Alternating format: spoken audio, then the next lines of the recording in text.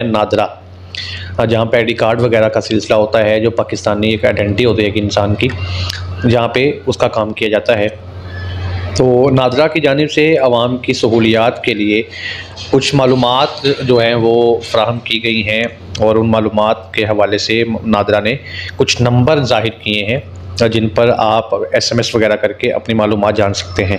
इसकी एक ख़ास वजह ये भी है कि आपको पता है कि आजकल पाकिस्तान में धोखा, फ़्रॉड जो है वो अपने अरूज पर है, बल्कि पूरी दुनिया में ही माहौल चल रहा है। मगर चूँकि हम पाकिस्तानी हैं तो उन्हें पाकिस्तान की बात करनी है, और नादरा चूँकि पाकिस्तान का अदारा है तो हम उस हवाले से ही बात कर रहे हैं। तो कौन किस वक्त आपके साथ फ़्रॉड कर दे, ये आपको इल्म नहीं है। तो आवाम को धोखाधड़ी से महफूज रखने के लिए नादरा की जानिब से अहम मामलात के लिए कुछ सहूलतें फ़राहम की गई हैं। नादरा ने कुछ नंबर जारी किए हैं जिन पर मैसेज करके आप दुरुस्त मालूमात हासिल कर सकते हैं। तो उनमें सबसे पहले नादरा ने कहा है कि आप अपने शनाख्ती कार्ड के नंबर से पहले A